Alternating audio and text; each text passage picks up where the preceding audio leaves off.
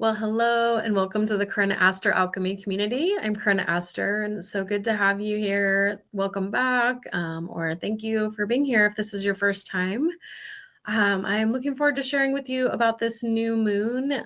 We are going to be speaking about things, I will be speaking about things from the sidereal astrology perspective. So just know that if you're used to Western, that you might at first be like, wait, I thought I'd heard this. And so but yeah, stick around and see what the energies feel like for you. I think you'll be pleasantly surprised how much in alignment this is because as I always share with my friends when, they're like, I'm going through this, and then I look at the astrology and they're like, wow, astrology doesn't lie. And, energies are neither good nor bad. They just are always moving and shifting. And I always like to remind us of this because it's not that the universe is ever conspiring against us, but there are things that can be challenging for us. And there's an astrologer that I follow that she reminded us all that it is a 9-year too in the numerology. I'm not one to really follow numerology a lot, but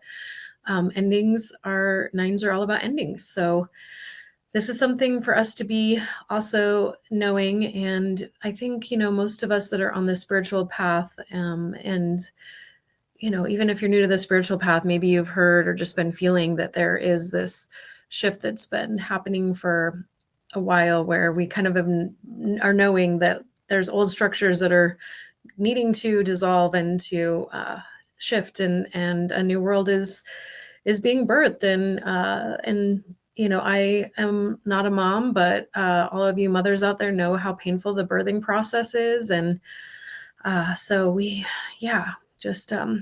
know that this is something that is going to be a little uncomfortable, right, from time to time. So this is definitely one of those months where we've probably been feeling some of that discomfort. Maybe in the last week you have. And I want to explain to you why, so that we can understand and understand, so that we can really feel more at peace with knowing that, okay, this is why, I feel this way. And, just kind of making sense of the craziness in the world. That always helps me, or to make sense of why things unfold between me and the other people in my life, or, in whatever ways that may happen. And so I am going to be sharing the screen here in a moment, and you'll be able to see the chart as I am speaking to you about this. So let me just go ahead and move that over.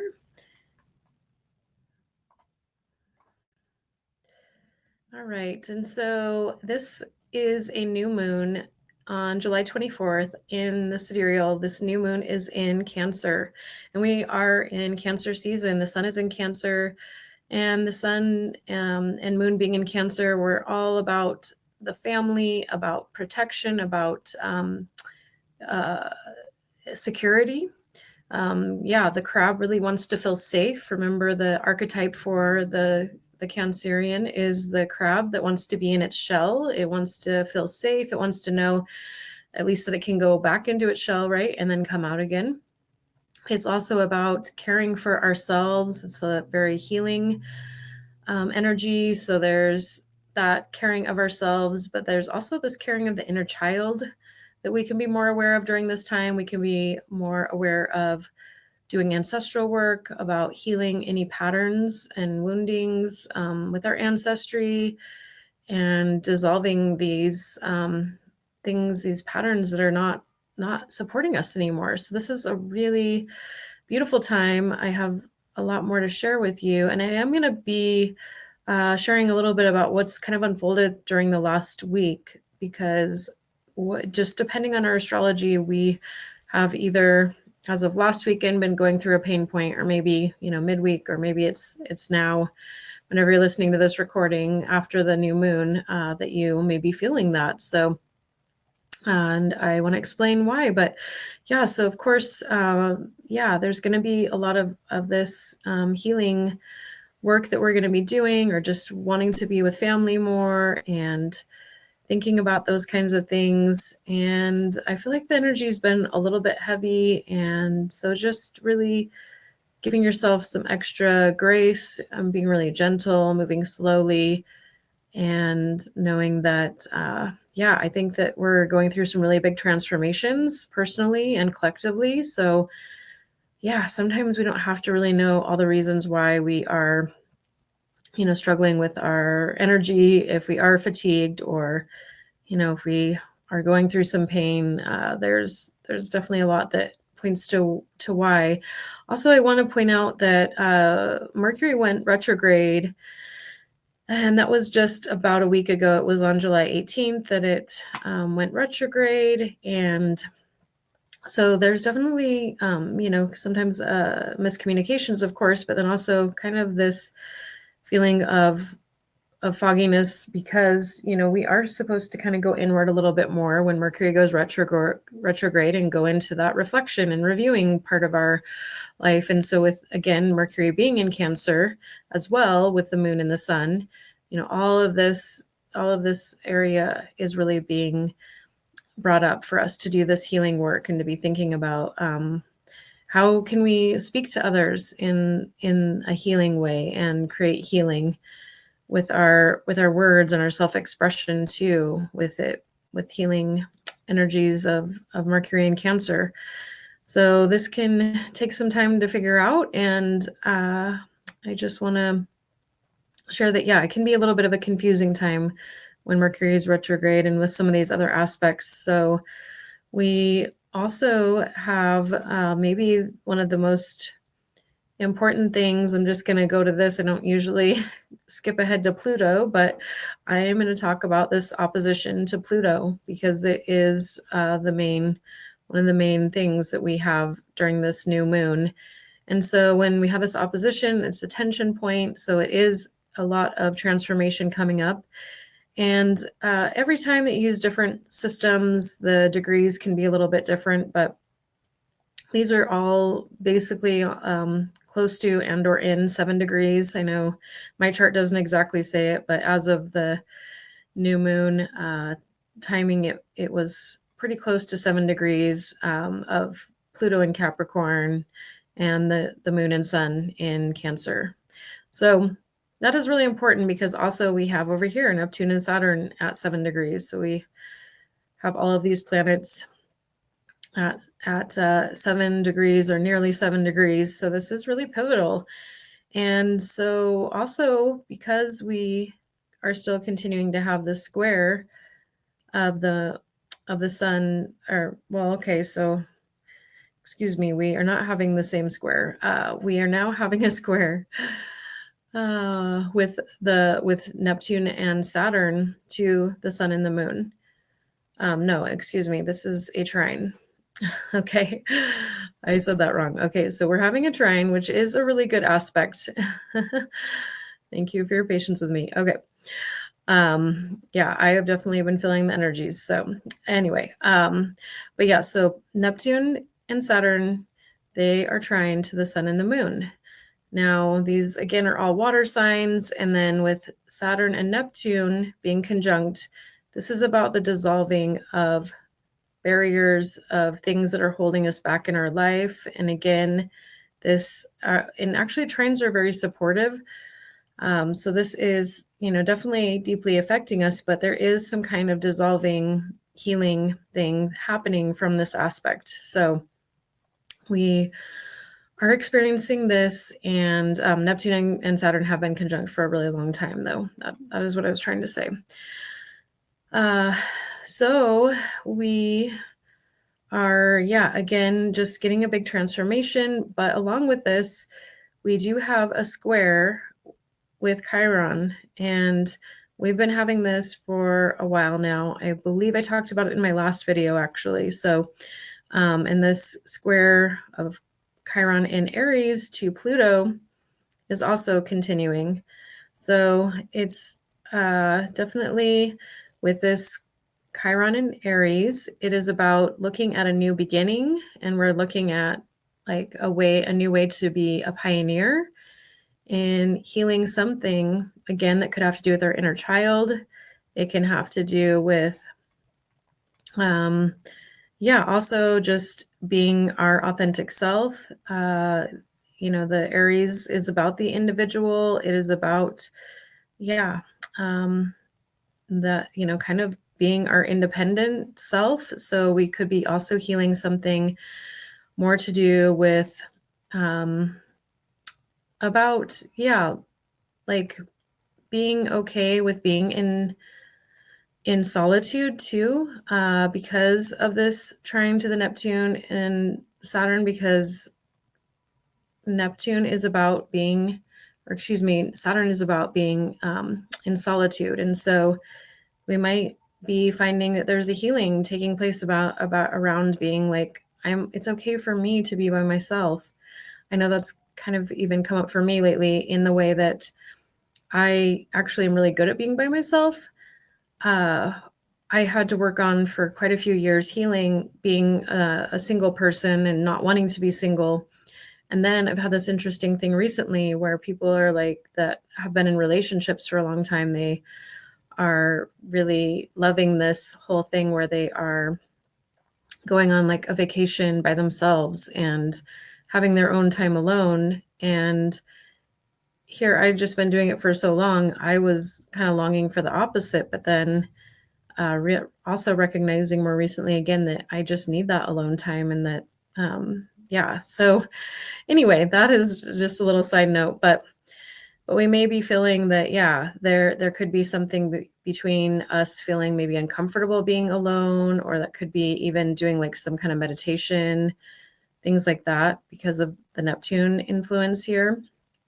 And so maybe we're feeling more comfortable also with doing more meditation or spiritual things in groups, because again, it's just dissolving whatever structure or thing that maybe healing for you. So that's going to be different for everybody. Okay, so we are looking at that. But yeah, this Chiron square to Pluto is definitely can be a pain point, as well as this opposition of Pluto and the moon.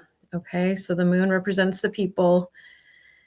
And yeah, so there is a really great opportunity though for a lot of healing around uh, some other things to do with Venus. So I want to talk about Venus, and I may also back up a little bit, but to early last weekend.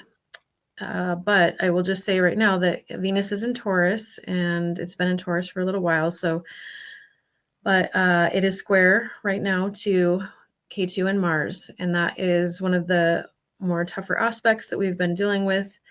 And K2 is the North Node. It's the head of the dragon, and it's conjunct Mars. And so this has been a very difficult aspect for all of us. It was more of an exact conjunction a few days ago, but it's, within just a degree still. So we can still be feeling it. This can make people extremely rigid. Excuse me. I actually really observed this a lot last Friday on the 19th. There was just extreme rigidity because also the moon was in Aries at that time. So then there was also this fiery energy with the Aries moon that was kind of really bringing that up. So I feel like I would be curious to hear how you guys did over the weekend. Or if anybody watches the news, if you want to share anything. I'm not one to really keep up with a lot of the stuff in the world. So I'm not really sure, but I know that, I know some of the bigger things that have been happening. And I know that there have been, just still fears or maybe aggression or different, warlike energies, of course, and this can just really intensify that energy. And so that can be in our personal lives. Of course, that can be in the greater world with this Mars and K2 conjunction. Again, it brings in that great amount of rigidity. It can also make us be like self-indulgent into things that are really not in our best interest. It can be very, like we may do things that would not be beneficial to our relationships, especially while this is square to Venus, and Venus is about relationships. And so there can be this hard aspect with that. And that can be either love, romantic relationships, but it can also be friendships. It's any kind of relationships, as well as, of course, Venus can represent beauty, but I don't think that will be as much of something coming up. I think what we'll see is more self-worth things along this square to Venus. And so that could still have to do with, financials, material gains, any kind of possessions. But yeah, that is something that is going on. And I also am going to show the chart for, I'm going to go backwards at least to the 21st. Again, this might be,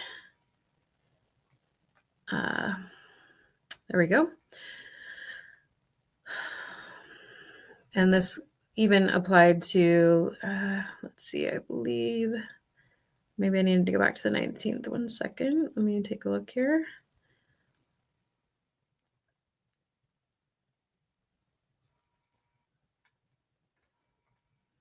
That's what I was wanting to share. Yeah, I'm going to go back to the 19th. I think that was the one that, yeah, this was pretty interesting because we had this square with the Mercury retrograde. We'd only had Mercury retrograde for a couple days, maybe at this point. It stationed on the 17th. So, and then we had this square with Mercury and the moon. Again, the moon was in Aries, and then Mercury was square Black Moon Lilith. And then we still had this Chiron square to Pluto, Chiron squaring the sun. But yeah, so we definitely had some things coming up, possibly for you. I know this actually came up for me, where there was this whole tension point of needing to communicate my truth. My truth being Black Moon Lilith is all about speaking our truth and being our really authentic self, and not holding back and not being ashamed. And also, yeah, it was, again, just like this need to be seen and be heard with this Aries moon.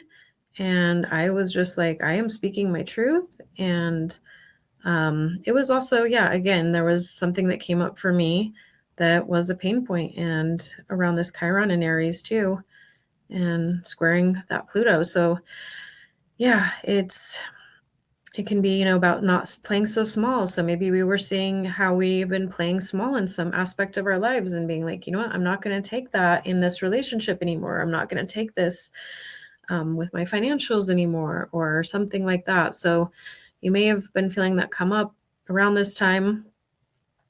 And so, yeah, just these crises can be very painful, but they are, here to help us. And with Pluto being in Capricorn, I'm just forwarding ahead again to back to the 24th here on the new moon. Pluto being in Capricorn, this transformation is going to be grounded, and it's going to be a long-lasting one. Capricorn is ruled by Saturn, which is the lord of time. And so these things that are shifting are going to be, hopefully, if, they're positive, they're going to be long-lasting and, more rooted and grounded in a very practical way. So that can be very healing and wonderful to know. So just, yeah, leaning into these pain points if you can, as much as you can. Again, always get out and do your earthing, get out and, put your hands or feet on the ground or on a tree. And really, it's time to, work on going inward a little bit, right? Work on nurturing yourself, working on any of those patterns that you are wanting to look at, that are, are probably coming up for you, whether you want to look at them or not, really. I mean, that's usually not an option. So yeah, that is what I'm seeing in the chart. And let me go ahead and stop the share. And so anyway, yeah, let me know what's been coming up for you. I'm very curious, and I am looking forward to seeing you guys real soon. And leave any comments below. If you haven't already, please subscribe and share this with a friend if it could be helpful, especially if they've been going through a tough time. This is so needed in the world to understand where things are coming up and why, so that we can, have greater faith. And so I will talk with you again real soon. Have a wonderful week. Take good care. Bye-bye.